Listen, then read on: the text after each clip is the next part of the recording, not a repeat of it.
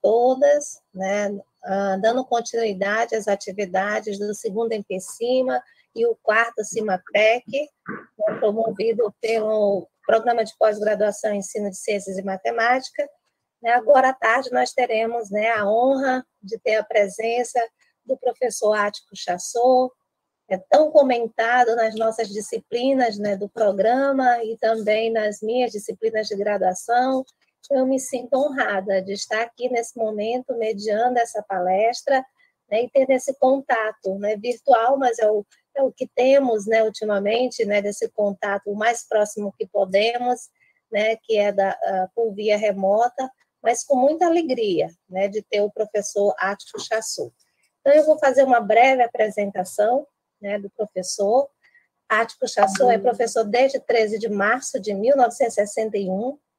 A Universidade Federal do Rio Grande do Sul é sua alma mater, né, pois por esta universidade foi licenciado em Química, mestre em Educação, doutor em Ciências Humanas. Enquanto professor, foi auxiliar de ensino, assistente, adjunto, né, hoje é professor titular, aposentado desde 1992, do Instituto de Química. Também nesta universidade, enquanto aluno do ensino médio, trabalhou por 2 anos no restaurante da reitoria. O doutoramento foi realizado quando já aposentado. Foi professor da PUC Rio Grande do Sul, da UBRA, da Faculdade Porto Alegrense, da Unicinos, onde coordenou o programa de pós-graduação em Educação, da Unisale, do Centro Universitário Metodista, no IPA. Ele formou 32 mestres e 9 doutores. Ele tem pós-doutoramento na Universidade Complutense, né, de Madrid. Foi co-orientador de doutorado na Universidade de Lyon, na França. Foi professor visitante, né, de universidade em Dinamarca e na Argentina.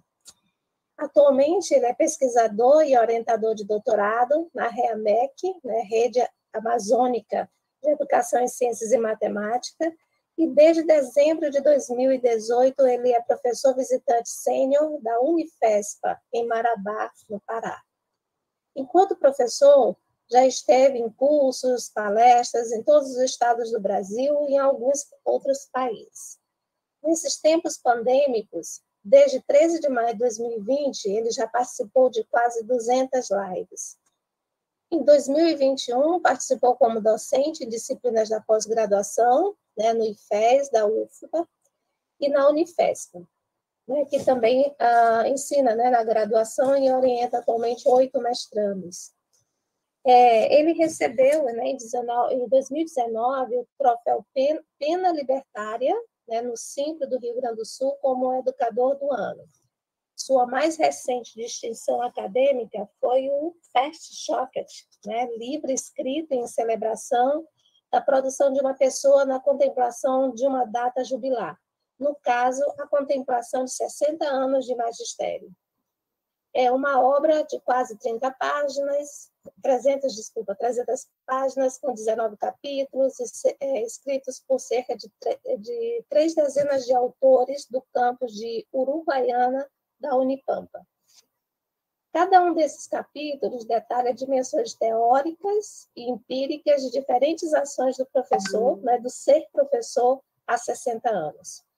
Ele publicou mais de 15 livros, dos quais 6 ainda estão em circulação. E também serão apresentados aqui no final dessa palestra do professor. Ele é autor de mais de uma centena de artigos, né, científicos e publica há 15 anos um blog semanal dedicado à alfabetização científica. Então, resumidamente, essa é a apresentação do professor Chassot. Mais uma vez, professor, bem-vindo. E agora eu passo a palavra para você. Eu quero começar dando boa tarde a cada um e a cada uma. Eu estou falando desde Porto Alegre, numa tarde ensolarada, um pouco de vento, que são os tradicionais ventos de finados. Eu vou pedir também que relevem que tem uma obra no apartamento embaixo do meu, e não dá para pedir para os operários parar. Mas nós já vencemos hoje de manhã uma situação mais crítica, porque ontem, quando eu fiz uma palestra no Instituto Federal do Rio de Janeiro e depois uma no IF Goiano, tive dificuldades com a plataforma, mas hoje, graças ao trabalho ingente da Clara, conseguimos trocar a plataforma que estava para o Meet e, pelo menos, estou mais tranquilo do que ontem. Espero que o barulho não seja muito intenso. Nesse slide inicial, entre outras coisas, vocês estão vendo os 2 logos das instituições às quais agora eu me filio. Um deles é a Universidade Federal do Sul e do Sudeste do Pará, no campus de Marabá, no Pará, e o outro é da REAMEC. Eu pediria 30 segundos para dizer o que é a REAMEC, Rede Amazônica de Educação em Ciências e Matemática. É um programa, uma rede que envolve mais de 30 universidades e institutos federais para produzir 200 doutores em ensino de ciência para a região amazônica. Eu já tive o privilégio de formar uma doutora em Parintins, uma doutora em Manaus, um doutor em Barra do Garça e uma doutora em Sinop. Atualmente tenho uma orientanda de doutorado no Acre. Então, vamos começar. Pode passar o slide seguinte. À guisa de um prelúdio. Se vocês olharem esse que eu trago como primeiro slide da fala, provavelmente poderão até achar que a Manuela se enganou, que não era esse, mas é esse mesmo, está absolutamente certo. E por que eu trago isso aqui? Em primeiro lugar, devo dizer-lhes que isso é um slide, uma canção do século XIII. E a canção diz assim: Laudato si, ó mio signori, laudato si, ó mio signori. Louvado seja o meu Senhor, louvado seja o meu Senhor.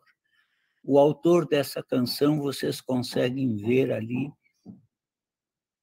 é Francisco de Assis, um dos importantes santos da Igreja Católica Romana. Então, por que eu trago isso aqui? Pode passar? No dia 18 de junho de 2015, dia do Químico, há 6 anos, sem que muitos de nós nem sequer percebêssemos, houve um terremoto em uma casa dita comum. E o nome desse terremoto, pode passar, é Laudato Si, ou seja, as 2 primeiras palavras daquela canção. E o que é Laudato Si? Pode passar?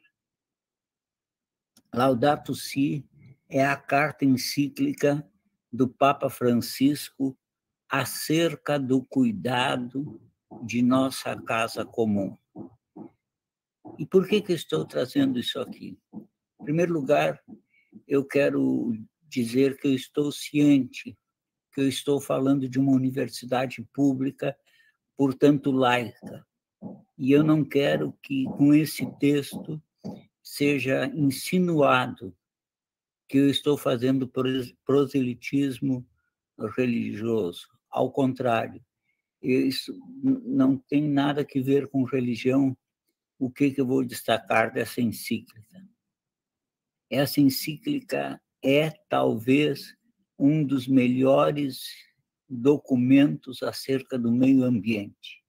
E por que eu estou trazendo, vocês vão ver logo em seguida. Pode passar. Eu vou começar trazendo apenas 3 depoimentos sobre a Laudato Si, podia trazer uma dezena, mas vou me reservar a 3. O primeiro deles é de Edgar Morin, talvez um dos maiores intelectuais do século XX e XXI. Ele fez 100 anos em junho e ainda está fazendo palestras com uma lucidez impressionante. E ele diz: a Laudato Si é talvez o ato número 1 de um apelo para uma nova civilização. Vejam esse depoimento, tem que destacar que Morin nem é católico, não é cristão, ele é de fé judaica, mas ele diz que a Laudato Si é talvez o ato número 1 de um apelo para uma nova civilização. O segundo depoimento, pode passar, é do então secretário-geral da ONU, Ban Ki-moon. Ele não é mais secretário, mas foi secretário. E ele diz: com a encíclica papal, as mudanças climáticas devem ser tidas como uma questão moral. Olhem a importância que tem essa Laudato Si. E, por último, um terceiro depoimento pode passar? De uma brasileira, Márcia Irota, diretora executiva da Fundação SOS Mata Atlântica. A encíclica papal vai direto ao ponto ao criticar com detalhamento e de maneira contundente o nosso atual modelo insustentável de desenvolvimento. Com um texto claro e de fácil acesso, traz ainda uma contribuição sem precedentes à mobilização de toda a humanidade, não só dos católicos, nas questões ambientais, por um mundo socialmente justo e ambientalmente equilibrado.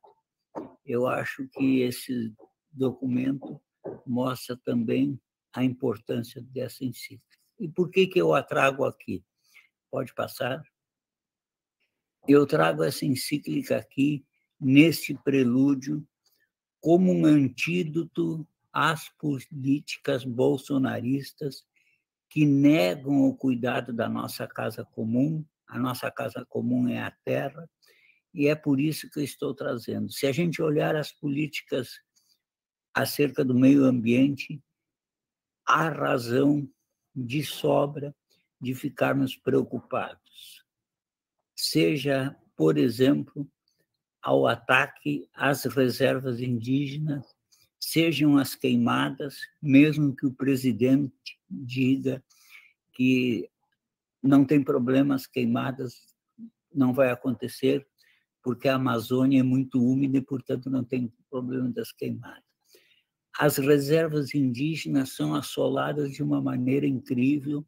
Eu poderia lhes contar, porque trabalho em Marabá, que, às vezes, numa tarde, se vê 2 ou 3 trens, cada um com 200 vagões, levando minério de ferro, outras preciosidades como tungstênio, nióbio, ouro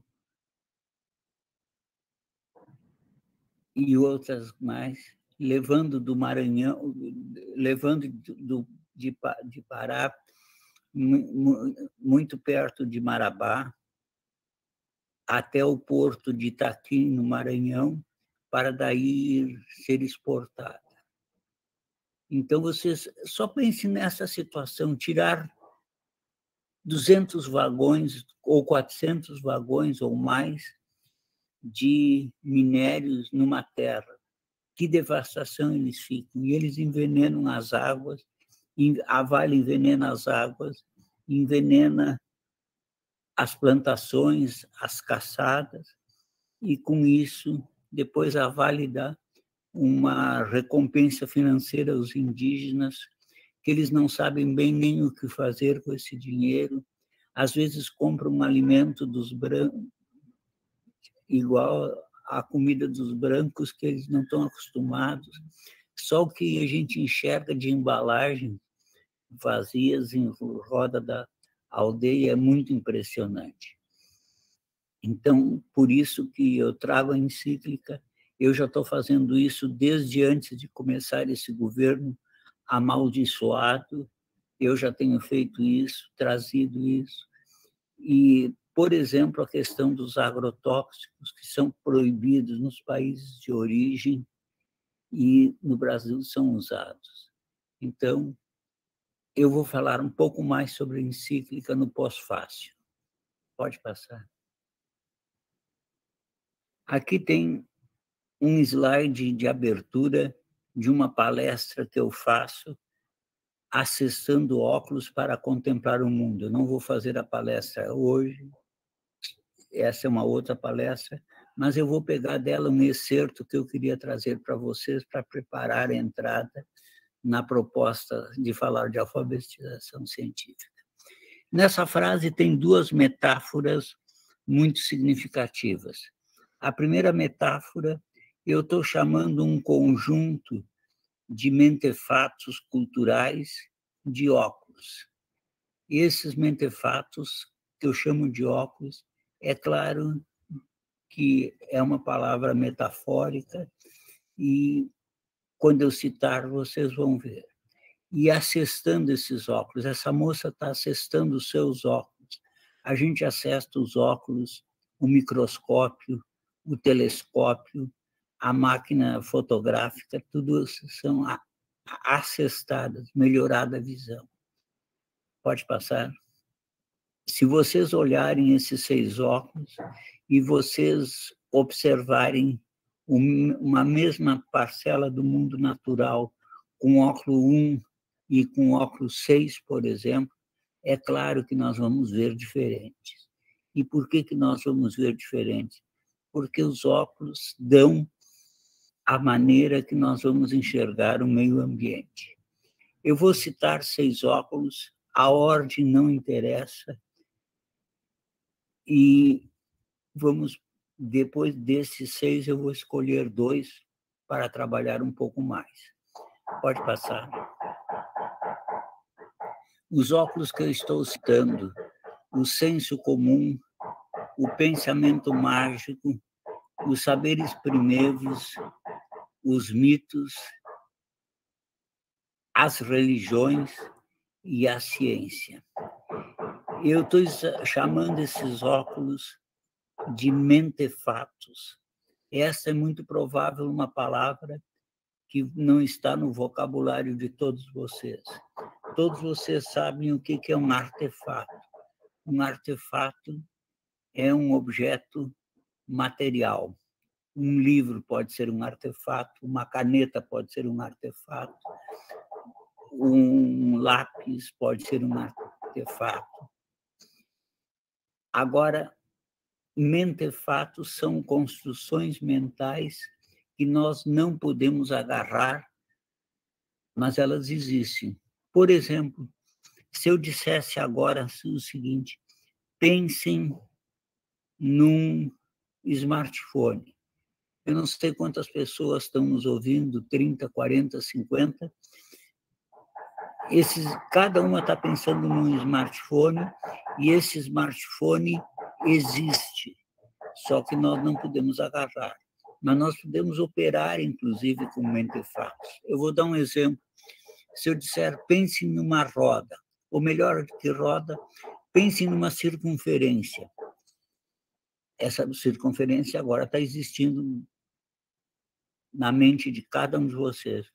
Vamos fazer essa circunferência com 10 centímetros de diâmetro. Agora, existem circunferências de 10 centímetros de diâmetro. Agora vamos fazer o seguinte: no diâmetro equatorial, eu vou passar de 10 para 12 e deixar o diâmetro polar igual. Aí vocês estão dizendo, não é mais circunferência, é uma elipse, porque não temos mais todos os pontos equidistantes do mesmo ponto inicial. Então, vejam que eu, inclusive, operei um mentefato, transformei ele de elipse, de circunferência para elipse.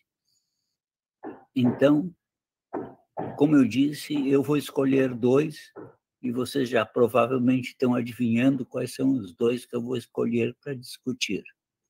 Mas vamos adiante. Estou apresentando aqui para vocês David Hume. E se vocês olharem a data de nascimento e a data de falecimento dele, vocês vão dizer, provavelmente ele foi um iluminista. Por quê? Porque o século XVIII é o período do iluminismo. E David Hume viveu toda a sua vida no século XVIII. A gente, em geral, quando fala em iluminismo, pensa na França. E a França fala dizendo siècle de lumière, o século das luzes. Mas os ingleses também falam em iluminismo, falando no Enlightenment, o período do brilho. Ou os alemães falam no Aufklärung, no período do esclarecimento. Vamos pegar uma frase de David Hume e vemos alguma coisa dela. Se acreditamos que o fogo esquenta e a água refresca, é somente porque nos causa uma imensa angústia em pensar diferente. Olhem essa frase. Eu costumo dizer para os meus alunos, em geral, no fim das aulas, imagino um fim de uma aula de noite, os alunos cansados, e aí eu digo assim, quem não pensou em alguma coisa diferente do que estava pensando quando entrou nessa aula, perdeu tempo. Como eu poderia dizer, aqueles de vocês que estão assistindo e não viram nada diferente na fala, perderam tempo, não precisávamos ter apresentado. Então, olhem essa frase. Se acreditamos que o fogo esquenta e a água refresca, não podemos pensar diferente. A gente gostaria de pensar diferente, mas é difícil não pensar que o fogo esquenta ou a água refresca. E por que eu digo que essa frase é uma boa aplicação para a religião? As religiões têm como marca dogmas eternos, perenes, que eu não posso mudar. Olhem aqui uma coisa, vamos pegar o dogma da Trindade, que é de muito agrado aos cristãos, e eu digo, lá tem Deus Pai, Deus Filho, e a terceira pessoa da Trindade não é o Espírito Santo, é a Deusa Filha. Ficaria mais simpático, inclusive, Deus Pai, Deus Filho e Deus a Filho. Mas todo mundo está me dizendo, opa, tu não podes mudar. Realmente eu não posso mudar, porque os dogmas religiosos são imutáveis, são eternos, eu não posso mudar.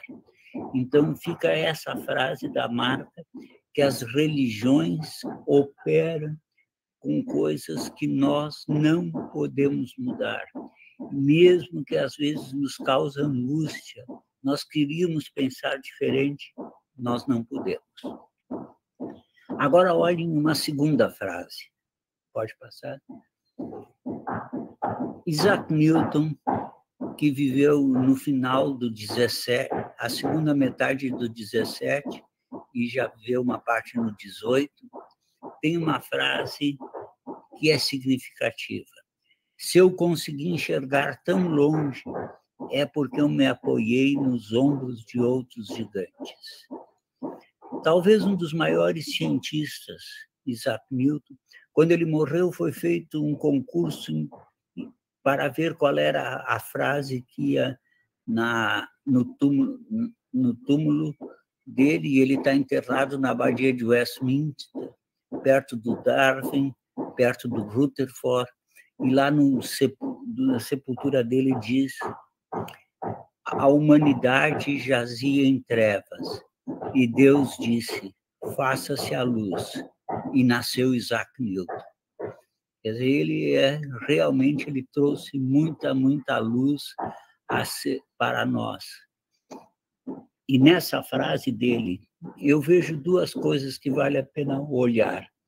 Primeiro, essa frase mostra um teor de humildade. Se eu conseguir enxergar tão longe, eu não parti do começo, eu parti daquilo que os outros já tinham adiantado e daí eu fui adiante. Essa é uma função da ciência. Lembro quando nós fizemos uma tese ou uma dissertação ou mesmo um trabalho de conclusão, tem uma coisa que nós chamamos de estado da arte ou o que já está escrito. E nós partimos dali. Se nós temos uma mala, queremos construir uma mala com rodinhas, nós não precisamos estudar o que é uma roda. A roda está pronta, eu só vou um pouco adiante e vou botar as rodinhas na mala. Ou seja, então, eu tenho continuação do que já está feito. Então, a humildade é uma característica dessa frase. A outra característica é nos ensinar como fazer ciência, ir adiante o que os outros já começaram. Então, essas duas frases são muito significativas. Pode passar. Essa pergunta, o que é ciência afinal, é talvez a pergunta que cada um de nós, estejamos nós num curso do ensino fundamental, ou na graduação, ou no mestrado, ou num doutorado, a toda hora nos assalta essa frase. O que é ciência afinal? Alan Chalmers, um britânico que nasceu em 1939, escreveu um livro de mais de 200 páginas, procurando responder a seguinte pergunta: o que é ciência, afinal? E a resposta dele, o título do livro é What Thing Called Science? O que é essa coisa chamada ciência? Nós não vamos gastar 300 páginas, nem 3 páginas, nem 3 linhas para dizer o que é ciência. Mas essa resposta que nós vamos usar aqui, ela serve para nós pensarmos o que é ciência. E não é apenas no sentido para a área da educação ou do ensino de química ou de ciências, mas esses tempos eu falei para 40 cientistas que não tinham nada a ver com pesquisa acadêmica, eram de todos os países da América Latina e mais do Canadá, onde a multinacional que me convidou tem pesquisa, e eu usei essa mesma que eu vou trazer para vocês agora, e eles ficaram gratificados com. Vamos ver o que é ciência, então. Pode passar. 3 características para a ciência. Primeiro, ela pode ser considerada como uma linguagem. Gente, isso aqui é muito importante e muito fácil. É uma linguagem. É uma linguagem como a música, é uma linguagem como o português, é uma linguagem como o espanhol, é uma linguagem como Libras. A ciência é uma linguagem. Segunda característica, esta linguagem é construída pelos homens e pelas mulheres. Não é uma coisa revelada. As religiões têm coisas reveladas. Por exemplo, se você perguntar para um islâmico quem é que escreveu o Alcorão, ele não vai ter dúvida de dizer que foi Alá que escreveu o Alcorão. Mas aí você vai perguntar, como é que Deus escreveu o Alcorão? Não, na verdade, Alá inspirou o arcanjo Gabriel, e o arcanjo Gabriel ditou o Alcorão para Maomé. Mas como Maomé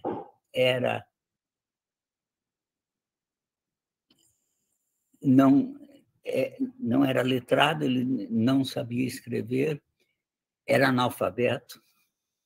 Então, ele ditava para os escribas e reunia 20, 30 ou mais escribas. Durante mais de 10 anos, ele foi ditando. O arcanjo Gabriel me disse isso, isso, isso. Aí ele ditava lá. No final do período, tem um livro que, em volume, é mais volumoso que, por exemplo, a Bíblia cristã. Então, é revelado, quer dizer, e é tão importante para os islâmicos isso, que se você, digamos, tem um Alcorão em casa e uma folha está rasgada, você botar a folha no lixo, se o seu vizinho é islâmico, ele vê, ele pode levar ao castigo por ter desonrado uma página do Alcorão. Então, o Alcorão é uma verdade revelada. A ciência não tem revelação, a ciência tem uma construção. Então, a ciência é uma linguagem e é um construto humano, feito pelos homens e pelas mulheres. E também não é feito apenas por Newton ou pela Madame Curie, ou por qualquer... Não, é feito por todos nós. Nós ajudamos a construir a ciência, principalmente quando nós produzimos saberes. Terceira e última característica da ciência, ela tem uma serventia. Pode voltar um pouquinho ainda? Ela tem uma serventia. Ela serve para explicar o nosso mundo natural. Eu sempre me lembro da minha mãe quando eu falo isso, porque ela dizia, isso tem serventia, isso não tem serventia. O que não tem serventia se descartava, o que tem serventia se guarda. Isso ainda serve para fazer alguma coisa. A ciência explica o mundo natural. Por exemplo, se eu perguntar para vocês por que o sabão faz espuma, a ciência explica. Por que o sabão tira a sujeira, a ciência explica. Por que, se eu quero descascar cebola sem chorar, eu ponho a cebola primeiro no congelador, ela fica no congelador um tempo, e aí eu descasco ela sem chorar. A ciência explica. Agora, a ciência não trata do mundo sobrenatural, ela trata do mundo natural. Então, eu amo meu companheiro 7,3. Aí alguém diz só, eu amo 9,4. Quer dizer, então, a ciência não... Isso não é área da ciência, isso não é atributo da ciência, não trata do mundo sobrenatural. Então, a ciência é uma linguagem construída pelos homens e pelas mulheres para explicar o mundo natural. Vamos agora um pouco adiante. Eu botei um asterisco em mulheres e remeti esse asterisco para uma interrogação. A ciência é construída pelos homens e pelas mulheres. Se é pelas mulheres, eu botei ali, a ciência é masculina. Então, essa é uma pergunta. E eu botei a resposta a essa pergunta, é sim, senhora, está na capa do livro. Durante umas 4 edições, isso não estava na capa, mas depois eu resolvi mudar um pouco a capa. O livro já está hoje em 9ª edição. A Ciência Masculina, é o nome do livro, é sim, senhora. Aí vocês estão dizendo, está me cheirando um livro machista. É exatamente o contrário. Esse título é, antes de mais nada, provocativo. Eu examino os 3 DNAs, o DNA grego, o DNA judaico e o DNA cristão.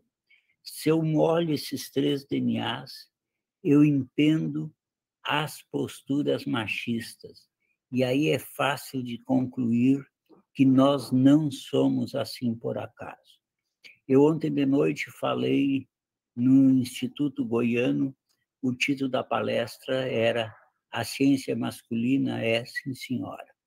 E nesse momento eu ofereço a minha disponibilidade, se quiserem me convidar a um grupo, não precisa ser um grupo muito grande, pode ser um grupo de pessoas que querem discutir esse livro, é só me chamar, sem custo nenhum. O livro já está em 9ª edição, são 166 páginas de discussões. Então, vamos adiante. Eu queria, dessas perguntas, dizer duas coisas. Destes 6 mentefatos, religião, ciência, mitos, senso comum, pensamento mágico, saberes primeiros, eu vou dizer duas coisas. Não compete a mim dizer qual é o melhor. Cada um vai usar aquele que acha o melhor. Eu escolhi o meu, cada um de vocês pode.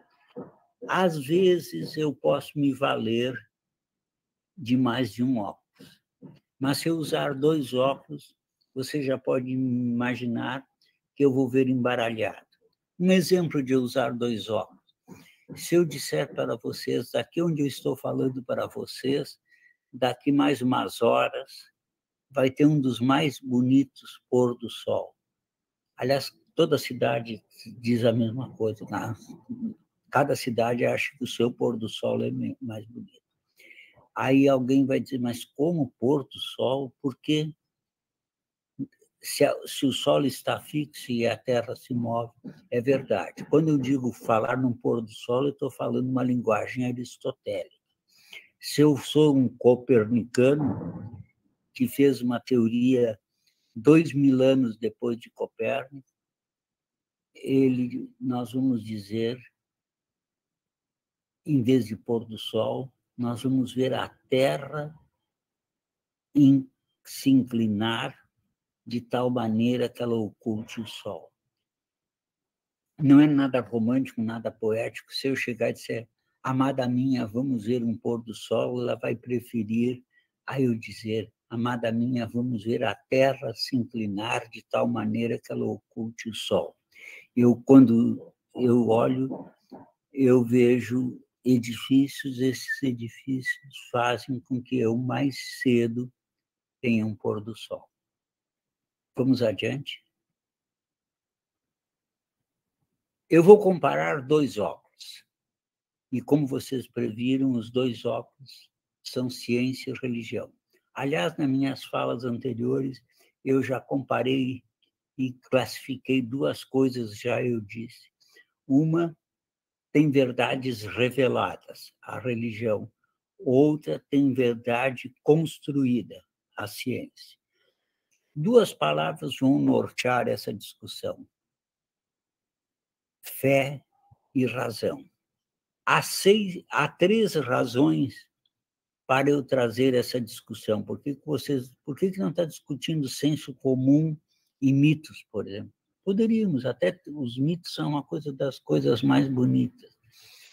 Ou por que não está usando saberes primeiros? Não, eu vou escolher esses 2 pelas seguintes 3 razões. Pode passar. A primeira, as religiões são onipresentes em nossas vidas. Religiosos ou não, nós vivemos num mundo religioso. Olhem um exemplo. Por que nós não temos aula aos domingos?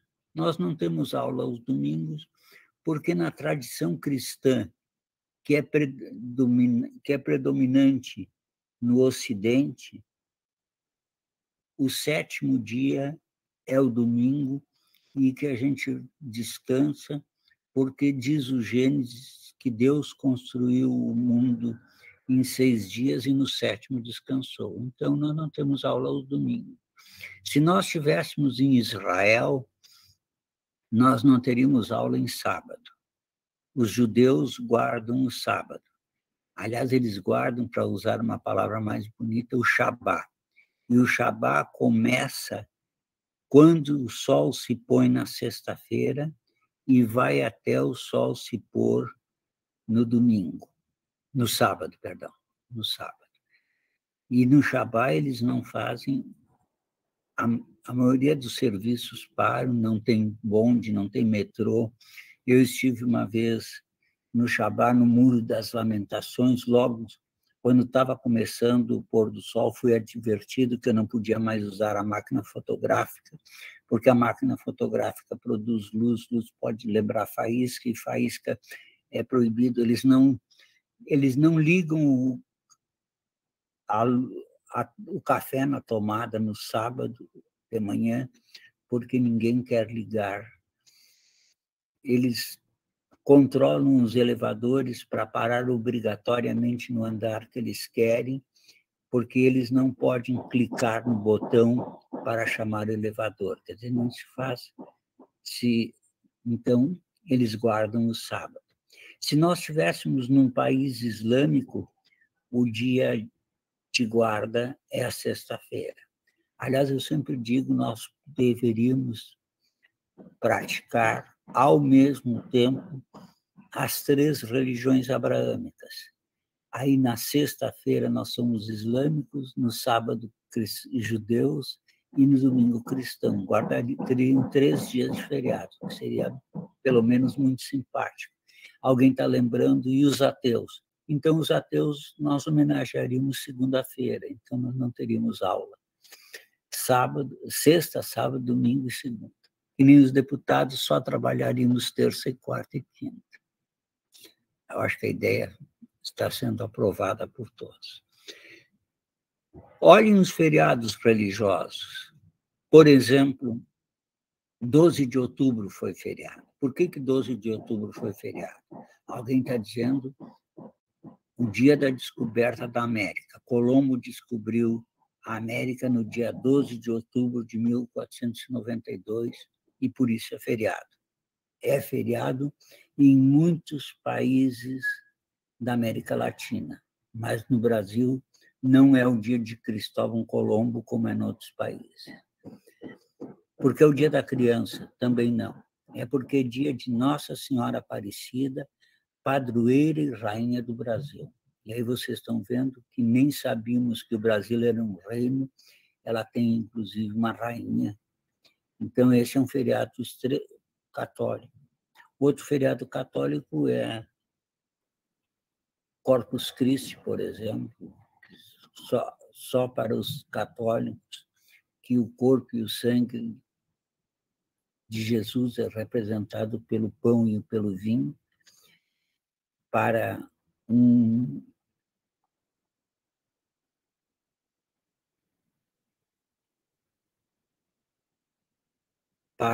luterano, o pão e o vinho representam o corpo e o sangue de Jesus, então vejam que é diferente. Em algumas cidades, pelo menos que eu sei, no Rio Grande do Sul, no Paraná e Santa Catarina, é feriado dia 31 de outubro, e aí não é pelo que é o dia das bruxas, muito menos que é o dia do Saci. É feriado porque é o dia da reforma luterana. Lutero afixou no dia 31 de outubro de 1516 as 95 teses na porta do castelo, e lá aí começa a separação entre a igreja romana e a igreja alemã ou igreja luterana. Então, tem feriados não católicos, por exemplo, dia 20 de novembro, 18 de junho, dia da Química, também é feriado em alguns estados do Brasil, porque é o dia dos evangélicos. Então, a primeira razão, então, a religião é onipresente. A segunda, os fundamentalismos. Eu acho que nesses dias de pandemia, nós vimos muito do fundamentalismo, de gente que acredita cegamente numa coisa sem discutir. Poderíamos dar vários exemplos desse fundamentalismo. Eu vou dar um exemplo que me ocorreu já numa situação. Um dia eu estava dando aula e eu falei acidentalmente sobre Jonas. E aí disse que Jonas tinha sido engolido por uma baleia. Aí um aluno protestou, não mesmo, professor, não foi uma baleia. Eu digo, o que foi? Bom, aí começamos a contar a história. Jonas foi mandado por Deus profetizar em Nínive, mas ele disse, o povo de Nínive é muito sabido, não vai acreditar em mim. Sabe uma coisa, em vez de ir para Nínive, eu vou para Táxis. E aí, o que aconteceu? Começou uma grande tempestade, o comandante do navio reuniu todos e disse, um de nós desagradou o Senhor e por isso essa tempestade, onde vamos morrer todos. Aí Jonas, que era um cara legal, disse, não, fui eu que não obedeci. Então eles atiraram Jonas ao mar, a tempestade parou e ninguém morreu. Mas Jonas, eu disse, foi engolido por uma baleia. Aí um aluno disse, não foi baleia, professor. Uma baleia tem uma garganta muito pequena e o Jonas não passaria. Foi um peixe muito grande. Bom, olhem, discutir se foi baleia, se foi peixe, é um fundamentalismo, uma coisa que já foi escrita pelo menos há 5.000 anos e agora está discutindo se é uma coisa, se é outra. Quer dizer, então, isso é um exemplo de fundamentalismo. É a postura fundamentalista aqueles que acreditam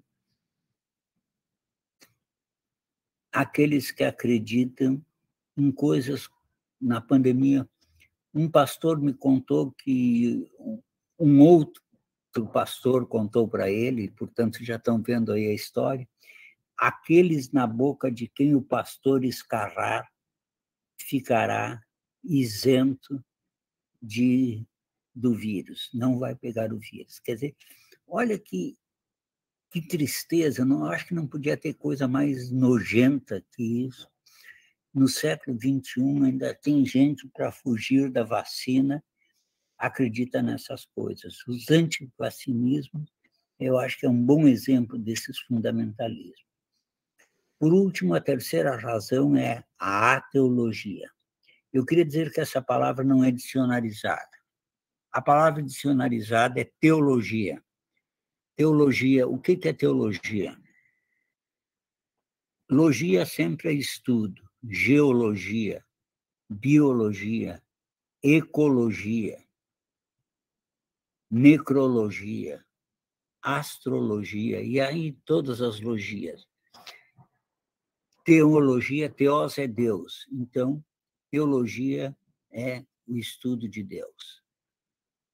E o que é a teologia? A teologia é aqueles que não precisam de um Deus ou de uma deusa ou de um casal de deuses para estar no mundo. Eles vivem sem a presença de Deus, são aqueles que nós chamamos os ateus. E os ateus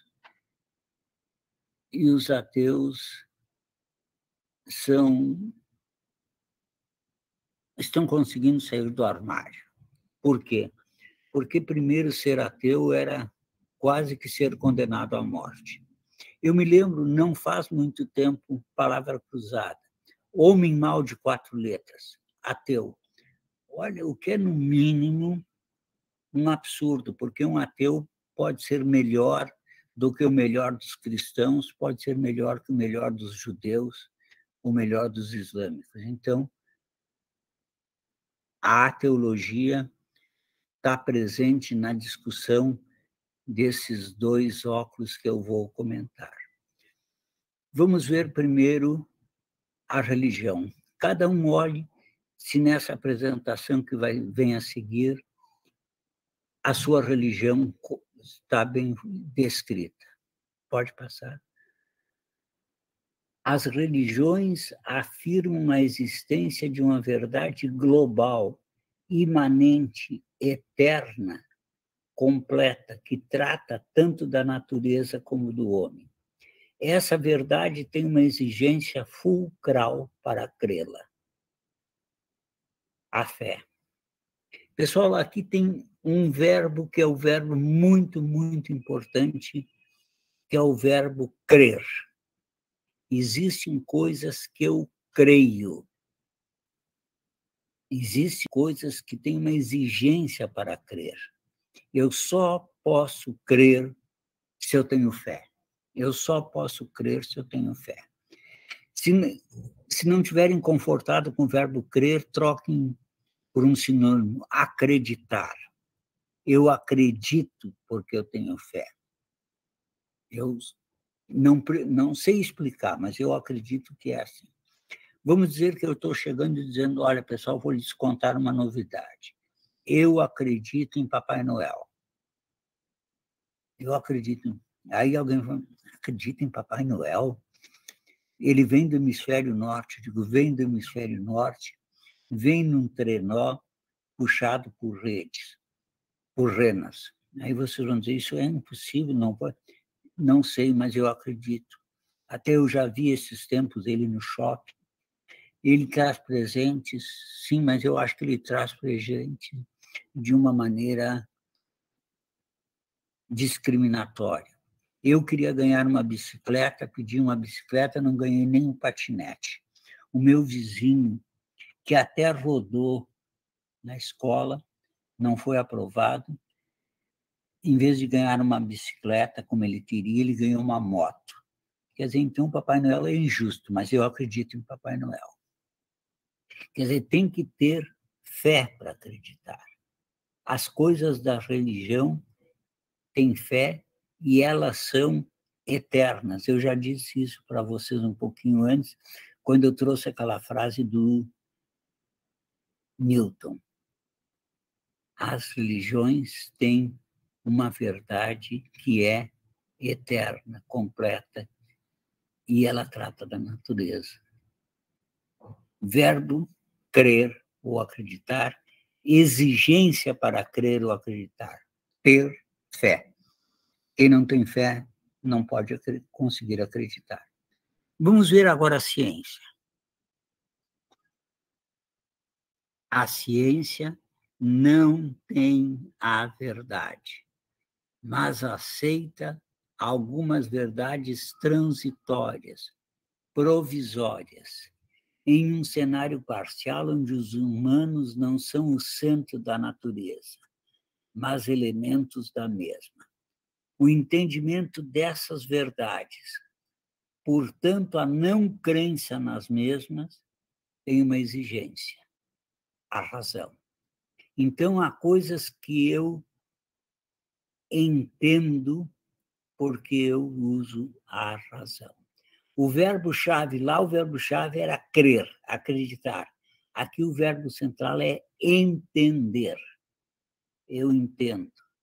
E quando eu entendo, eu sei explicar. E eu não preciso crer, eu preciso entender. E quem me facilita entender é a razão.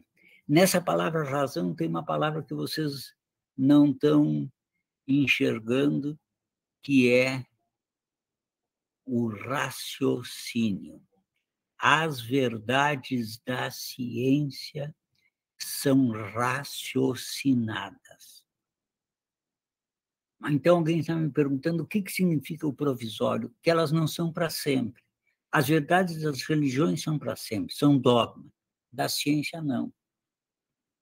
Vou dar um exemplo, e o meu exemplo vai ter presente que eu estou falando num evento de ensino de química. Em 1964, Linus Pauling ganhou o Prêmio Nobel de Química, porque ele explicou por que os gases raros não podem formar compostos. Porque tem 8 elétrons no último nível, esses 8 elétrons estão parificados, formando 4 pares de 2. Não tem nenhum elétron celibatário. Se não tem elétrons celibatários, o que acontece? Eles não podem formar compostos, porque não tem. Em 1962, 7 anos depois do Nobel, para Neil Bartlett, trabalhando na Universidade da Colômbia Britânica, no Canadá, teve o seguinte raciocínio: se eu conseguir oxidar a platina, e todo mundo já está dizendo, mas oxidar a platina, não dá para oxidar o ouro, é muito difícil de oxidar o ouro, precisa muita energia para oxidar a prata, a platina mais ainda. Mas Bartlett disse, se eu oxidar a platina, eu vou conseguir reduzir o xenônio. E para reduzir o xenônio, eu vou remeter desses elétrons que estão celibatários, vou separar e vou botar lá no orbital F, onde tem lugar para eles. E aí, Neil Barton sintetizou por primeiro o hexafluorplatinato de xenônio. Foi o primeiro composto de gás raro. Nos anos 60, se descobriu vários compostos, muito mais compostos de gases raros do que outros compostos. Por exemplo, um composto bem simples é o tetracloreto de xenônio. Pegam 4 pares e remete a níveis mais internos. Por isso, também não pode ter tetracloreto de neônio, muito menos de hélio, porque tanto o neônio como o neônio, é mais fácil de mostrar, não tem elétrons vazios que eu pudesse promover, todos estão ocupados. Aí alguém está dizendo, mas então o Pauling estava errado? Não. Linus Pauling explicou aquilo que era o conhecimento de então. Mais adiante, viu-se que não era assim, que tinha que mudar, porque as verdades da ciência são provisórias. Então, ciência, entender razão, raciocínio. Religião, verdades eternas, acreditar, fé. Com isso aqui vocês têm resolvido... mas será fé e razão? Vamos adiante? Eu vou propor uma utopia. Não vou prognosticar um choque entre o racionalismo científico e a autoridade da fé, mas vou dividir para a ciência e para a religião espaços próprios. A ciência estaria reservado o papel de explicar e transformar o mundo.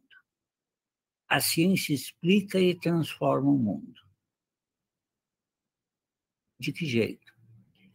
Tudo que vocês conhecem, houve ou construção da ciência, ou modificação da ciência, ou troca de coisas pela ciência. E, às vezes, são coisas... Se eu perguntasse para alguém qual foi a primeira grande descoberta da ciência, eu vou dizer que a primeira grande descoberta da ciência foi aquele ancestral nosso que descobriu que não podia alcançar o fruto mais alto de uma árvore, porque ele era um quadrúpede. Se ele pegasse uma vara com as patas dianteiras, ele pegou uma vara e conseguiu colher o fruto mais alto. E ele, com isso, terminou deixando de ser quadrúpede para ser bípede, usando as patas dianteiras como mãos, e essas mãos pegaram ferramentas para fazer coisas as mais impressionantes. Olhem como as ferramentas mais simples que vocês conhecem são a extensão da mão. A vara que pegou o fruto, uma colher, um garfo, uma faca, o martelo, o serrote, a vassoura, tudo são extensões da mão. A colher é o melhor exemplo de extensão da mão, e a tecnologia que tem no fabrico de uma colher, como é que isso foi sendo descoberto é importante. Então, a ciência está reservado o papel de explicar e transformar o mundo. Eu, por exemplo, moro num apartamento de 2 pisos, eu agora estou no piso superior. Se eu quero descer, eu tenho uma escada. Agora, vejam, se alguém não tivesse inventado a escada, talvez eu tivesse que pegar uma corda, ou talvez menos que uma corda, um cipó para descer. É mais prático a descoberta dos degraus, me traduz enquanto elas são importantes. Então, a ciência explica e transforma o mundo. Como as coisas que a ciência faz não são sempre boas, as religiões estariam destinadas a garantir que essas transformações sejam para melhor. E vocês estão me dizendo, sonho meu. Na verdade, é uma utopia, é uma coisa que muito provavelmente não.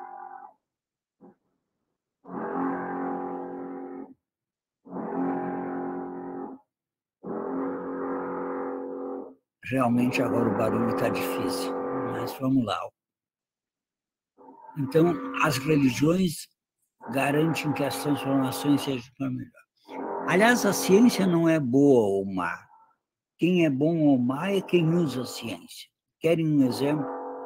Uma faca é uma coisa boa ou uma coisa má? Depende. Uma faca pode servir para cortar o pão, para fazer uma cirurgia, para cortar um cordão umbilical, e pode servir para matar a mesma faca. Olhem aqueles aviões que, no dia 11 de setembro de 2001, destruíram as torres. Eles sabiam mais ciência do que nós e usaram a ciência dessa maneira. Então, nem sempre as religiões querem o melhor, às vezes elas também pioram as coisas. Toda vez que vai se votar as células-tronco, o que acontece? Vão lá protestar na frente do Supremo, porque os juízes e os cientistas estão matando criancinha. O que são as células-troncos? São óvulos que são fecundados com espermatozoide, têm ovos, esses vão crescendo e esse material serve, por exemplo, para transplante. Mas, às vezes, sobram e eles põem fora. E aí quem protesta vai lá e diz: estão matando criancinha porque essas criancinhas não vão para o céu e, com isso, elas vão ficar para sempre no limbo. Um monte de besteiras. Bom, vamos adiante. Pode passar, por favor. Eu quero mostrar agora a alfabetização científica, primeiro como um mentefato cultural. Todos vocês já viram onde é que apareceu a alfabetização científica na minha fala, quando eu disse que a ciência é uma linguagem. E o que é a alfabetização científica, resumidamente? Eu vou me ocupar dela extensamente, mas, resumidamente, é saber ler essa linguagem. E esta nos ajuda, nos dias atuais, principalmente a sobreviver a esses dias pandêmicos. Basta que vocês leiam uma fake news com os olhos da ciência, vocês vão estar em condições melhores de entender o mundo. Pode passar? Eu queria comentar uma coisa que aconteceu na segunda quinzena de março do ano passado.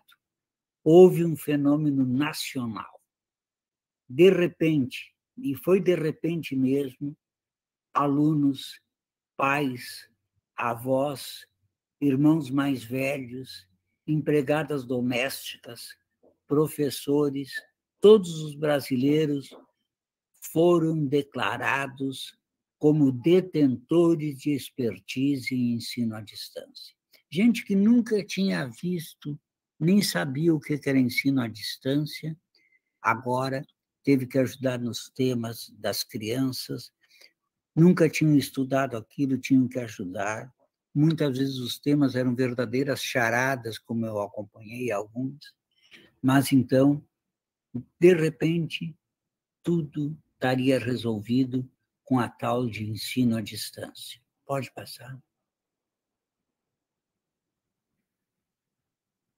Os tablets e os smartphones, antes tidos como vilões, pois destruímos estudantes, e eles preferiam tablets e smartphones ao invés de livros e apostilas, agora eles foram reconsiderados. Os vilões agora eram heróis. Não faltou quem se rejubilizasse e dissesse: agora a ciência brasileira migrou do período da Idade Média para o século XXI. Temos educação à distância. A sigla EAD passou a ser um ícone messiânico quase salvífico. Tudo era resolvido por educação à distância. Pode passar? Nem sempre as casas tiveram condições de fazer educação à distância, até porque 1/3 dos lares brasileiros não tem acesso à internet. Então, vocês podem imaginar quanto ficou difícil para eles. Muitos não tinham em casa um software básico, que é um notebook ou um tablet para as ditas aulas. Muitas vezes, um único smartphone, não raro, era o único artefato familiar usado de uma maneira comunitária. Ainda ontem eu ouvi uma senhora contando que tinham 4 filhos e tiveram dinheiro apenas para comprar um smartphone. Vejam as dificuldades. Pode passar. A cozinha e a lavanderia, em muitas casas, foi convertido em sala de aula para fazer educação à distância. Claro que havia os abonados que cada um podia ter uma mesa, uma escrivaninha, um notebook ou coisa parecida, mas nem sempre será possível. Olhem essa imagem de um local onde nós ouvíamos toda hora aquela: fique em casa, fique estudando em casa, a educação não pode parar. Olhem essa imagem.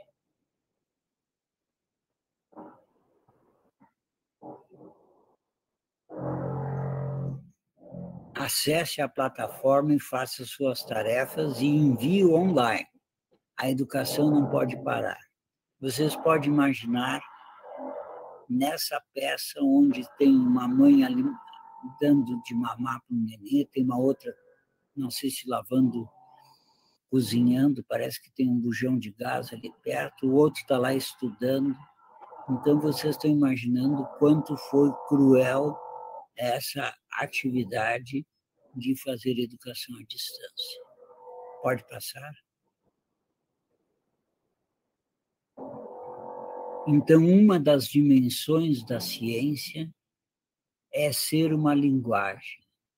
Nós, olhando a ciência como uma linguagem, podemos afirmar que a alfabetização científica, na acepção de ser o artefato cultural para ler o mundo por meio dessa linguagem que a ciência descreve, se faz uma assemblagem de diferentes alfabetizações. Aqui tem uma palavra que provavelmente a maioria de vocês desconhece, essa concepção que eu estou trazendo para fazer uma assemblagem de diferentes alfabetizações. O que é essa assemblagem? Eu aprendi essa palavra na região dos vinhedos, no Rio Grande do Sul, onde tem vários cepas de vinhos, as mais diferentes. Então, tem Malbec, Cabernet Sauvignon, Taná, Pinot Noir, e muitos vinhos. Então, tu tens compra lá um vinho Malbec, ou um vinho Cabernet Sauvignon, ou um vinho Pinot Noir. Quer dizer, agora, às vezes, em vez de estar indicado a cepa, está escrito assemblagem. Quando não se tem uma determinada cepa que chega, se misturam duas ou mais cepas para ter uma assemblagem, uma reunião. Assemblagem quer lembrar reunião, uma palavra francesa para lembrar reunião. Então, eu posso fazer, por exemplo, Malbec e Taná. Então, não tem os Malbec que chega, não tem o Taná que chega, eu vou fazer uma assemblagem dessas duas castas.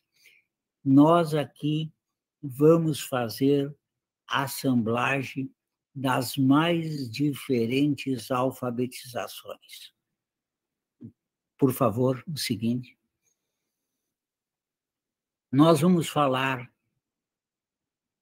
além do letramento no idioma materno, nós podemos falar em alfabetização científica, alfabetização religiosa, alfabetização matemática, alfabetização geográfica, alfabetização filosófica, alfabetização digital, alfabetização em inteligência artificial, alfabetização musical, alfabetização astronômica, alfabetização astrológica, alfabetização geológica e ainda várias outras alfabetizações. Dessas que eu fiz citação, cada um sabe um pouquinho de uma. Por exemplo, quando eu contei aquela história do Jonas, isso faz parte da minha do pouco que eu sei da minha alfabetização religiosa. Quando eu contei como é que foi escrito o Alcorão, da alfabetização religiosa. Se eu falar para vocês que não é pôr do sol, mas é ocultação do sol pela terra, vocês vão dizer que isso faz parte da minha alfabetização astronômica. Ou se eu chegar e dizer, olha, hoje está muito bonito o céu, dá para ver a estrela Vênus, dá para ver o Cruzeiro do Sul, as Três Marias.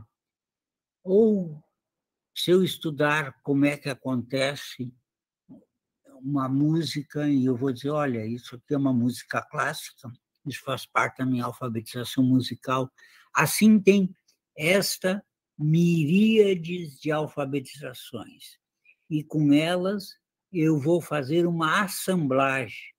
Quantas precisa para botar na assemblagem? Quanto mais você conseguir. Mas, atenção agora, de todas essas alfabetizações que eu citei e das que eu não citei, existe uma delas que é pré-requisito para todas as alfabetizações. Qual será o pré-requisito? Vocês sabem que vocês não podem fazer cálculo 2 se não tiverem feito cálculo 1. O computador vai dizer, para fazer cálculo 2 é necessário que você tenha sido aprovado em cálculo 1. Assim, qual é o meu pré-requisito que precisa para qualquer uma dessas? Pode passar?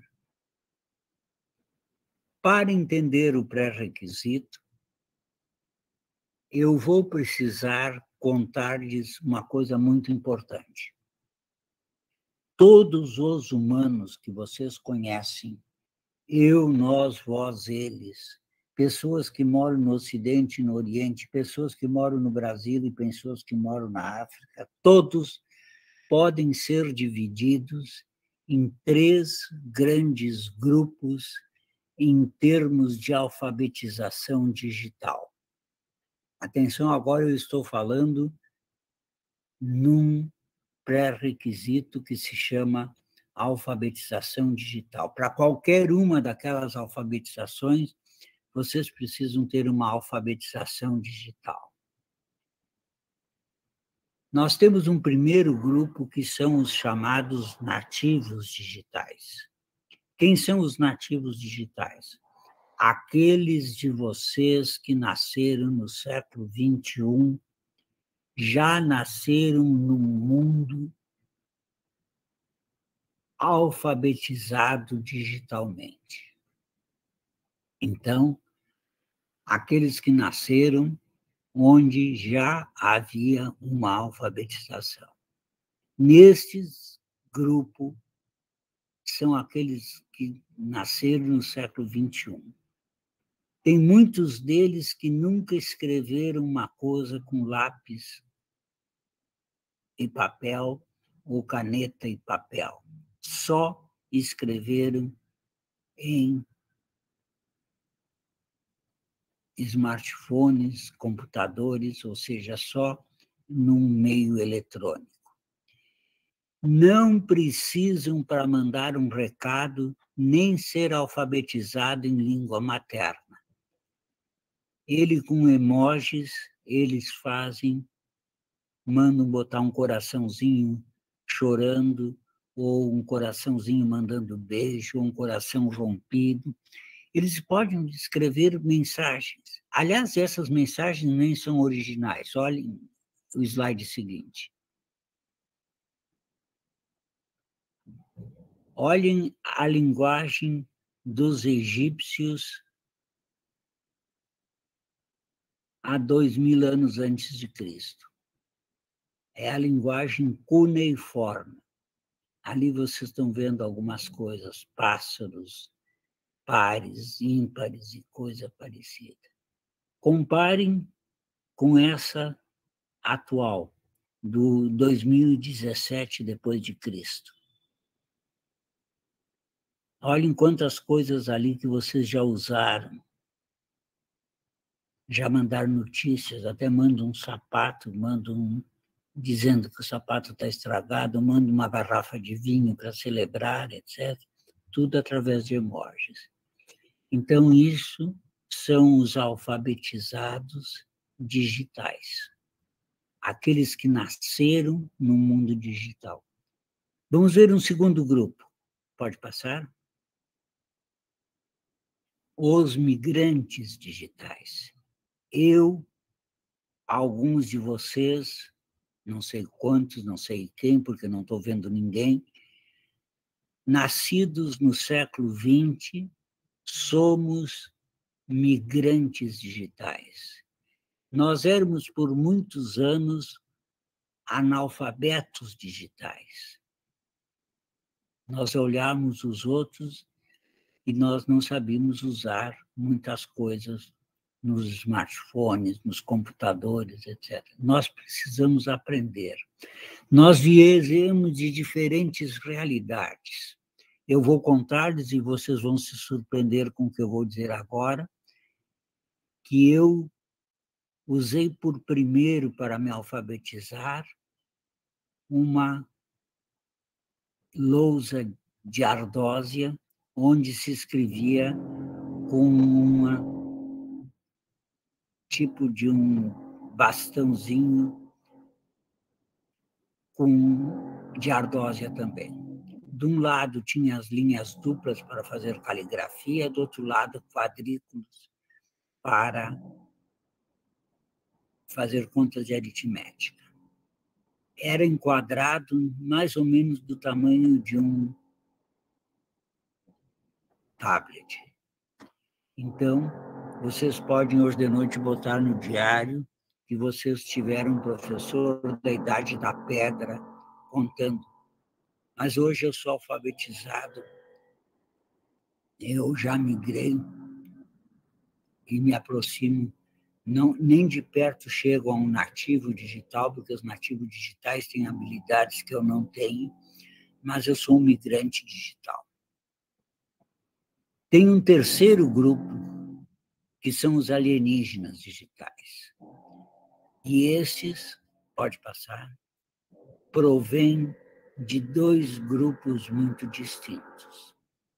Um grupo são aqueles que voluntariamente não querem ser alfabetizados digitais.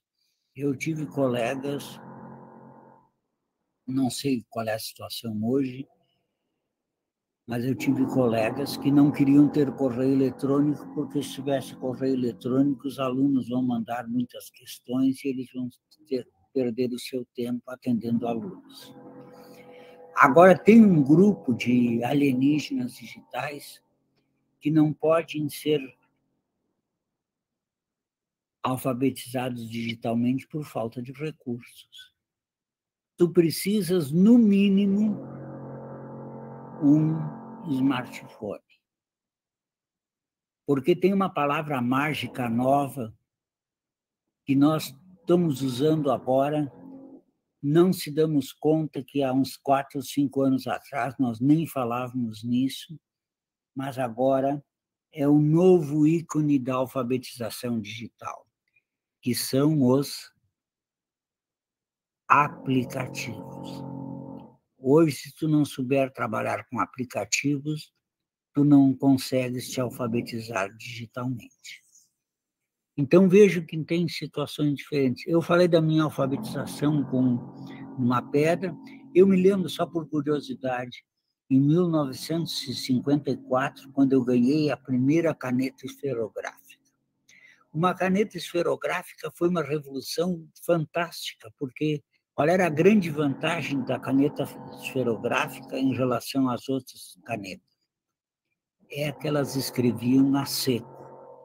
Primeiro, antes da caneta esferográfica, tu precisavas ter uma caneta e um tinteiro. Tu molhava a pena de aço numa tinta e aí tu podia escrever, tinha que ter mata-borrão para secar, etc, etc. Ou tinha canetas que tinham um reservatório de tinta.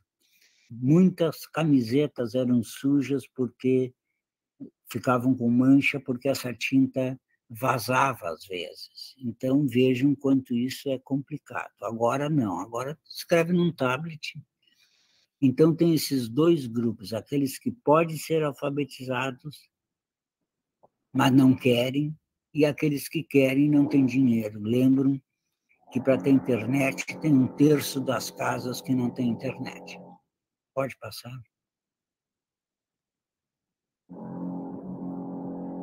Então, eu citei quase da Idade da Pedra, onde a gente escrevia com estilete de ardósia, e os alienígenas digitais são incapazes de usar os mais comuns meios de transportes urbanos. Eles não podem ouvir rádio, têm dificuldade de ouvir rádio, ainda pode, mas não podem chamar um Uber, um táxi, por exemplo. Eles não têm o aplicativo, tem que ter o aplicativo. Para ler um jornal tem que ter um aplicativo, para ouvir isso tem que ter um aplicativo, para comprar remédio na farmácia tem que ter um aplicativo, tem que ter o aplicativo. O aplicativo é um dos ícones do mundo digital. Pode passar. Agora, assim, vocês recordam quando nós festejamos, há uns dias atrás, os 100 anos do Paulo Freire? Qual é a situação?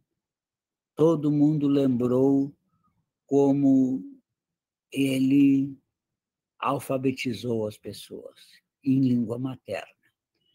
Hoje, mais do que a alfabetização em língua materna, nós precisamos alfabetizar os alienígenas digitais e fazê-los imigrantes digitais. Hoje nós precisamos ajudar as pessoas a serem migrantes digitais. Olhem essa pergunta aqui. Quando alguém imigra para um país que tem um idioma diferente, o que ela busca aprender por primeiro? Digamos que vocês imigram para a China. Ninguém diz, não, vocês não sabem falar chinês. O que vocês querem aprender primeiro? Aprender chinês, para poder falar, para poder escrever, para poder pedir água. Então, hoje, nós estamos num mundo que tem um idioma diferente. É o idioma digital. Nós temos que aprender o idioma digital e nós que já sabemos esse digital, temos que ensinar os outros isso aqui. E tem mais um fato completamente novo aqui. Até um tempo atrás, penso uns 5, 10 anos no máximo, era a lei natural que os mais velhos ensinassem os mais jovens. Foi assim com os pais de vocês, foi assim com os avós de vocês, foi assim como os bisavós, vocês podem pegar quantas gerações, sempre houve os mais velhos ensinando os mais novos. Olhem agora o que está acontecendo. Os mais velhos são ensinados pelos mais jovens. Muito avô precisa recorrer aos seus netos para fazer alguma coisa digital. Muito pai recorre aos filhos. Então, nós temos que aprender um idioma diferente e temos que aprender esse idioma muitas vezes com os mais jovens. Pode passar? Então, a todas essas alfabetizações que aí estão, tem essa alfabetização digital. E vocês estão dizendo que essa é uma alfabetização nova. Resposta, sim. Não é a primeira vez que nós vivemos com idiomas artificiais. Não sei quantos de vocês ouviram falar em Esperanto. Esperanto é uma linguagem artificial. Pega recursos de várias línguas para falar. Não se fala, não é língua oficial de nenhum país, mas é uma linguagem. Então, vai sendo...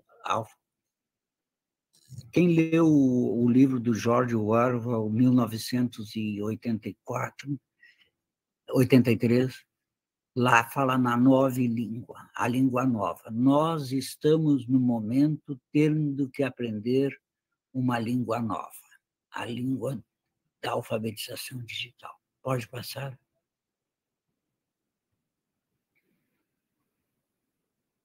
Então, essas múltiplas alfabetizações têm como pré-requisito a alfabetização digital. Agora, vejam o seguinte. Uma das coisas que eu mais ouvi na minha infância, quando era pequeno, era: não seja curioso. Hoje eu digo exatamente o contrário para os meus filhos, para os meus netos, para qualquer pessoa, para os meus alunos, especialmente para os meus orientandos: sejam curiosos. E hoje está muito fácil de ser curioso. Tem o professor Google, tem o padre Google, tem o pastor Google, tem o médico Google, tem o arquiteto Google, tem o advogado Google. Google está aí para nos ajudar. Nós temos que ser curiosos e, sendo curiosos, nós vamos levantando as diferentes alfabetizações. Ninguém precisa ser especialista só numa coisa. Vai aprendendo. Lembra aquela história que eu contei de saber o nome daquela estrela, ou saber uma planta, ou saber isso? Vamos aumentando a nossa alfabetização. Pode passar?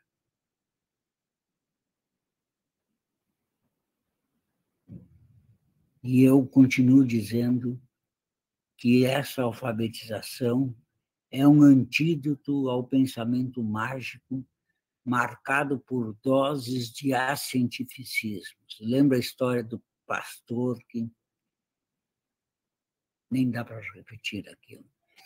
Esses dias eu recebi uma fake news em que uma mulher que se dizia professora, médica, pesquisadora de várias universidades, só que não dizia o nome, ela dizia o seguinte, que o pessoal de voos, pilotos e outros que foram vacinados correm o risco de, quando estiverem voando, entrarem em pânico e fazerem os aviões cair. Quer dizer, isso é um acientificismo, é a negação da ciência. Pode passar.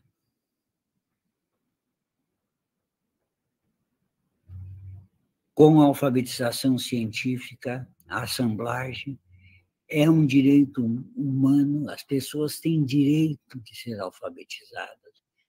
E assim nós vamos formar cidadãos e cidadãs envolvidos na construção de um pensamento crítico. Pode passar.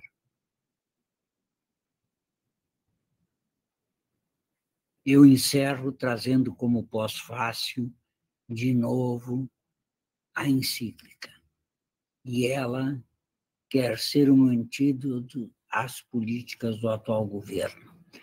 Basta que vocês se lembrem de uma reunião de ministério quase que pornográfica no dia 22 de março de abril do ano passado, onde o então ministro do Meio Ambiente disse: agora estão todos pensando no vírus, nós podemos abrir a porteira e deixar eles tomar conta e destruir tudo. Então, a Laudato Si é um antídoto a essas políticas. Eu tenho 8 orientandos de mestrado, tenho um orientando de doutorado, tenho um orientando de pós-doutorado. Eu digo que as suas teses, as suas dissertações têm que ter um gosto da Laudato Si, porque justamente é um dos melhores documentos acerca do meio ambiente. Pode passar. Pode passar. Eu escolhi apenas um capítulo, tem 8 capítulos, mas eu só queria mostrar esse capítulo 4 fala numa ecologia integral. Em primeiro lugar, lembrar a palavra ecos é casa, é lugar de morar. Então, nós estamos falando ecologia, nossa ecologia é o planeta Terra, nós moramos aí, e ele é de todos, e ele é local. Falar numa ecologia ambiental, numa ecologia econômica e social, numa ecologia cultural, na ecologia da vida cotidiana, o princípio do bem comum de ser a terra um bem de todos e de uma justiça entre as gerações, intergeneracional. Eu falava há pouco dos velhos que aprendem com os mais novos, então isso é tratado. E assim como aqui tem uma parte do capítulo 138, aliás, linha 138 a 162, tem isso aí, você pode imaginar quanto tem coisa. E tem uma palavra nova que vamos ver agora, pode passar. Ecumenismo. Atenção, não é ecumenismo, quando ecumenismo é uma reunião, um culto ecumênico que tem várias denominações religiosas. Ecologia Ecocasa é um movimento de união de esforços em torno da defesa da nossa casa comum, que extrapola os limites das religiões e tem o potencial de coligar religiosos, místicos, cientistas, ativistas, filósofos, ateus e outros grupos no sentido de defender a nossa casa comum. Pode passar. Eu encerro mostrando uma charge sobre isso, onde o Papa dizendo para o seu assessor, quando for nomeado meu assessor, não precisa mais daquela história de fumaça branca e fumaça preta, basta que ele me mande um correio eletrônico por e-mail. Aí eu digo, pode passar, que o chargista está desatualizado, porque não é para mandar um correio eletrônico, tem que mandar um WhatsApp. Esses dias eu pedi para uma pessoa o correio eletrônico dela, que eu queria mandar um texto, parecia que eu estava pedindo uma coisa, ela, o que é isso? Não, um WhatsApp. Então, pessoal, para muitos o correio eletrônico já era. Pode passar.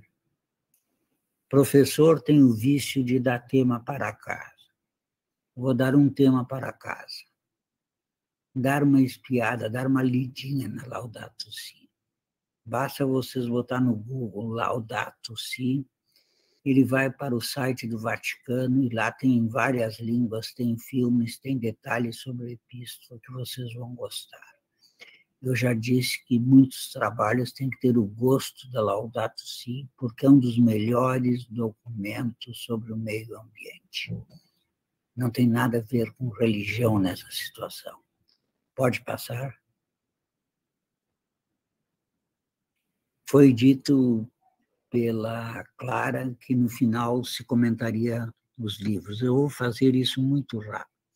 Um dos meus livros mais queridos é Alfabetização Científica, Questões e Desafios para a Educação.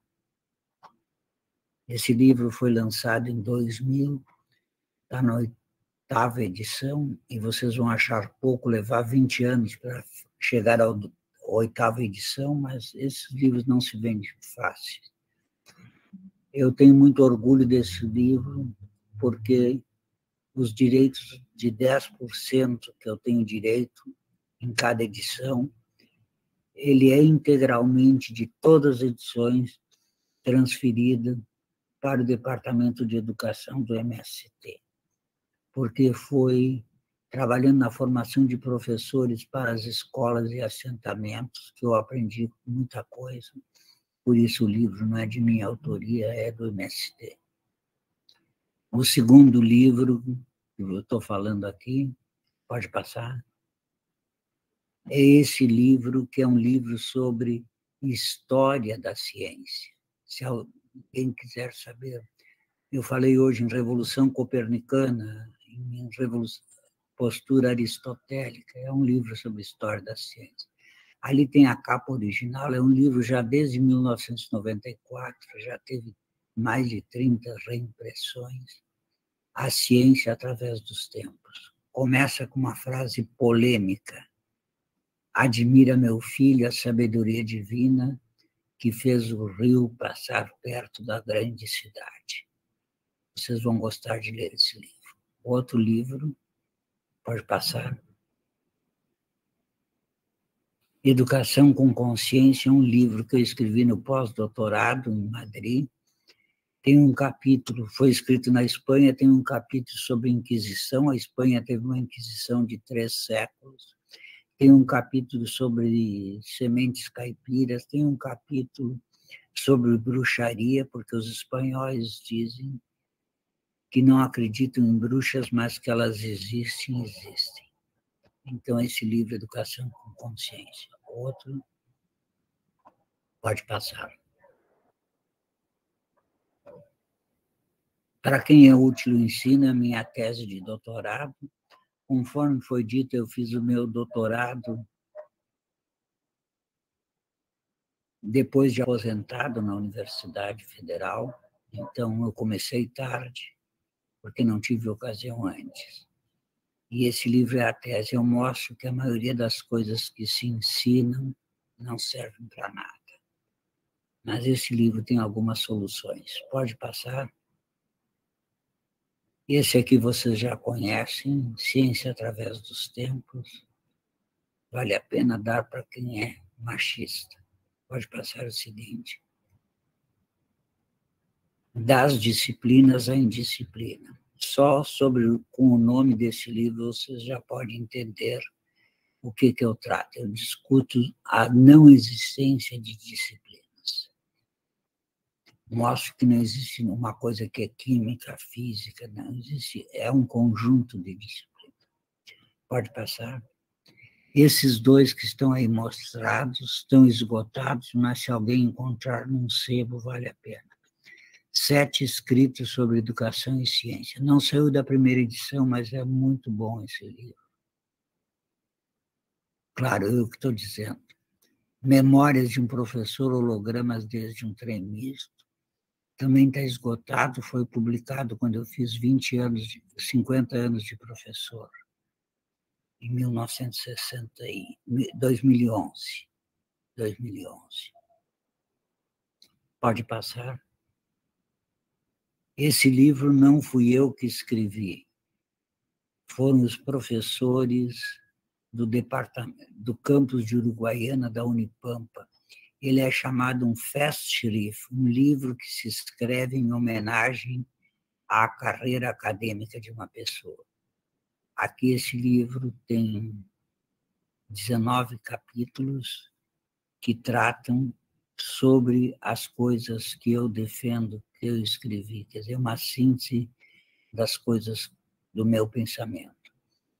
Se vocês quiserem conhecer o livro, pode-se ver gratuitamente uma parte dele.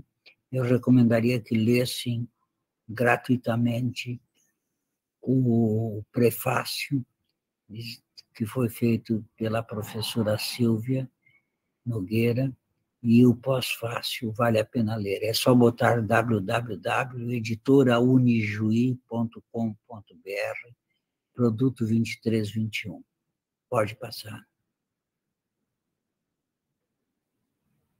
Aqui está a minha página, www.professorchassot.pro.br, o blog que já circula há mais de 16 anos, sempre nas sextas-feiras, mestrechassot.blogspot.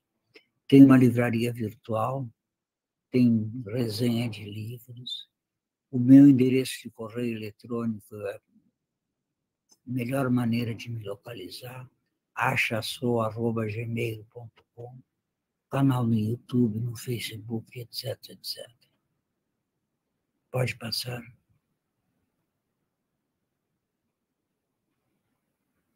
Pode passar.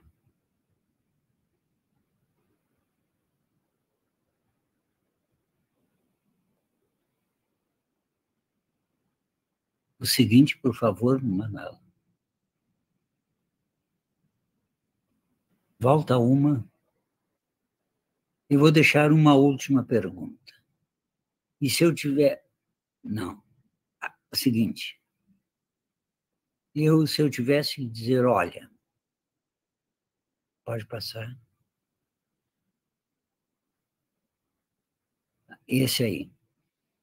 Qual uma boa receita para quem é aluno, para quem é professor? Eu diria 4 coisas. A primeira, ser curioso, ser curiosa. E eu já mostrei quanto é fácil ser curioso. Assumir posturas indisciplinares. Não existe uma coisa que é só química, outra que é só física. Existe ciência, então indisciplinar. Outro, ter a paz como propósito. Nós temos que ajudar a lutar pela paz. A paz pessoal, a paz comunitária, a paz militar. E ter um presidente que diz que bom que os brasileiros, em vez de 6 armas, podem ter 8, é uma tristeza, é um desatino, é um genocida que diz isso. E, por fim, cuidarmos da nossa casa comum. Feito isso, eu pergunto, pode passar, o que nós, mulheres e homens, envolvidos nesse encontro e reencontro desse simpósio maranhense de pesquisa e ensino de química, nesses tempos de desesperanças e de esperança, quais são os nossos propósitos para colaborarmos para a construção de um planeta melhor e mais justo. Era isso aí, pessoal. Muito obrigado.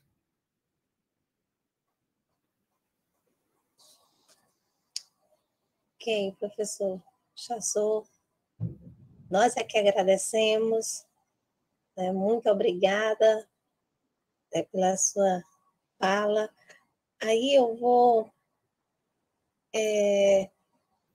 fazer aqui, abrir para pergunta, tá, gente? Por conta do tempo, né, que nós vamos ter outras atividades aqui a partir das 16 horas, mas eu vou procurar aqui umas perguntas, né, professor, que já pessoas colocaram aqui no chat, tá? E eu vou ler, tá? Clara, antes, só uma observação. Eu vou deixar disponível, se vocês têm um lugar onde possam postar isso aí, pode ficar... Eu acho que o que nós esquecemos foi de gravar, na verdade. Ficou gravado pela transmissão. Ah, no YouTube está gravado? Sim, está gravado.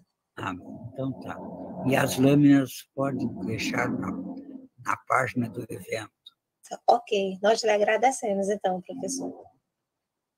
Então, eu vou abrir, tá, gente, para algumas perguntas aqui, 5 minutos de perguntas. Aí eu estou lendo aqui da primeira, da Maria Aparecida, onde ela perguntou, né, professor Chassou, ver o mundo com os óculos do senso comum não seria, de certa forma, ser contra a ciência? E não seria um campo propício para as fake news e para o negacionismo? E como a alfabetização científica poderia chegar até essas pessoas para que elas possam usar os óculos das ciências? O seu microfone fechou. Manuela, pode parar a apresentação, tá? Por favor, Manuela. O senso comum realmente favorece posturas criacionistas, fornece posturas anticientíficas. Por que é o senso comum? É um conhecimento que, em geral, não está validado e que as pessoas aderem. Vou dar um exemplo fora do assunto um pouco de senso comum. Eu já falei, por exemplo, do solo hoje, depois, mas aqueles que dizem no Brasil o ano começa de verdade na primeira segunda-feira depois do Carnaval. Quer dizer, isso é uma besteira, um senso comum, porque as pessoas, quanto nós já trabalhamos até chegar o Carnaval, quer dizer, ou dizer, por exemplo, como quis dizer um ministro do governo, que a Terra é plana. Quer dizer, isso é senso comum. E aí a pergunta, como é que nós podemos fazer com a ciência para não cair no senso comum? Justamente usar o conhecimento que as pessoas têm de ciências e procurar explicar. Uma boa recomendação é pegar um fake news e, junto com outras pessoas, discutir esse assunto. Então, tem uns que a gente logo vê, por exemplo, esses dias era sobre frutas e dizia lá que o abacate tem pH 18. Quer dizer, qualquer pessoa com mediano conhecimento de química sabe que o pH varia de 1 a 14 e, portanto, falar em um pH 18 é, no mínimo, uma falta de conhecimento. Só para dar um exemplo dessas fake news, procurar decifrar, entendê-las, mas a resposta para a tua pergunta é sim, sim, sim, para todas as partes da pergunta.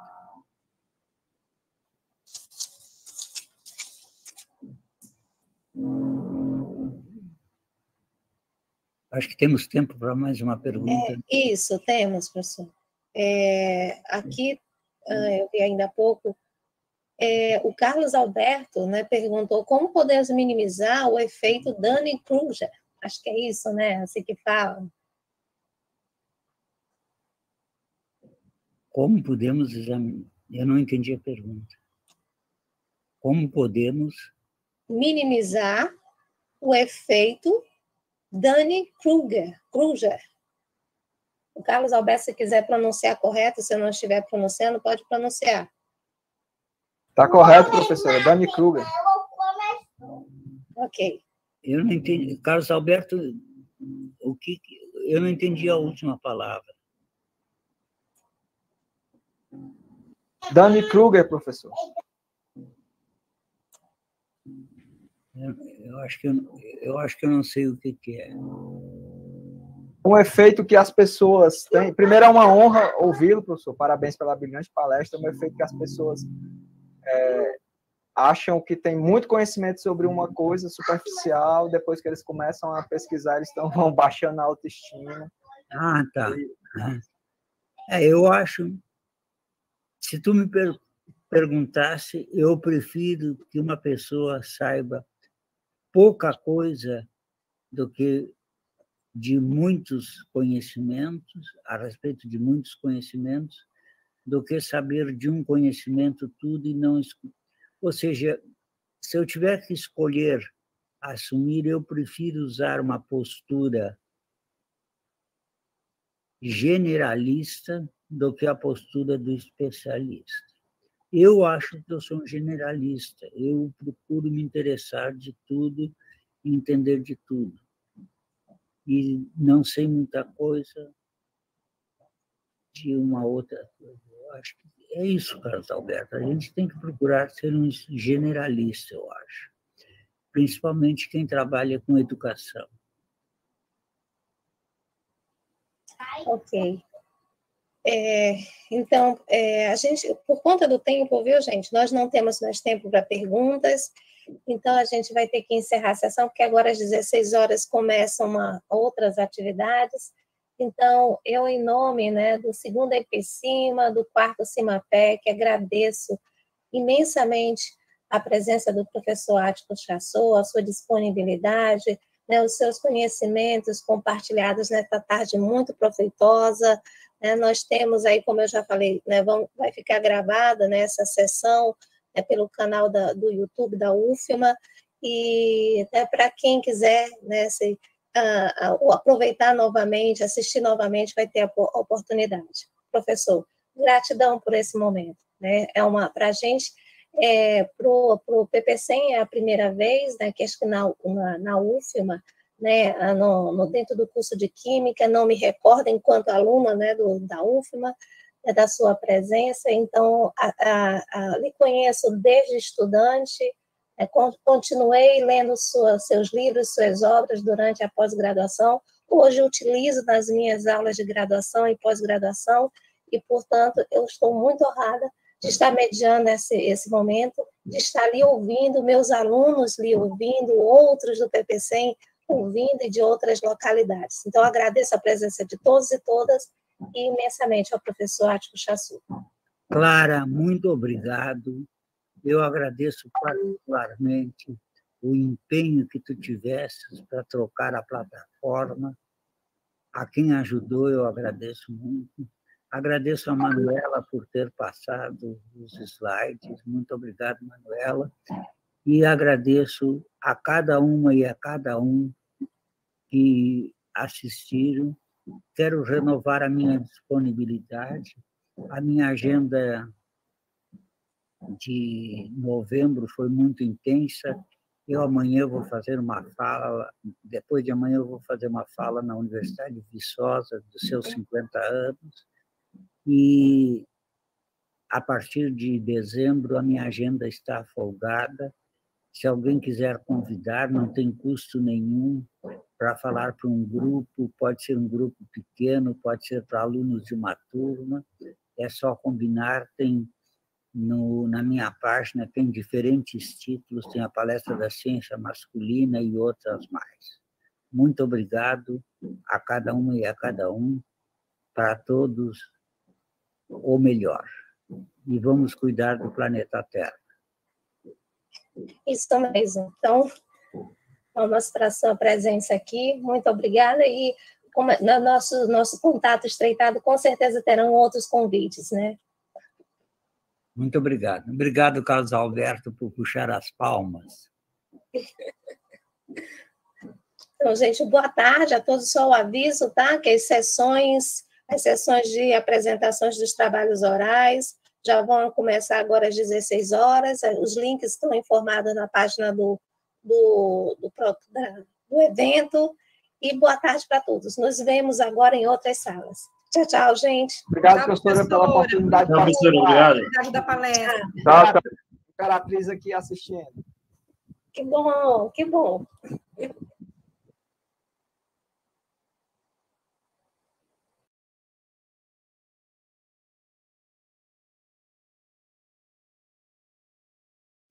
UFMA. Construindo todo dia a universidade que a gente quer.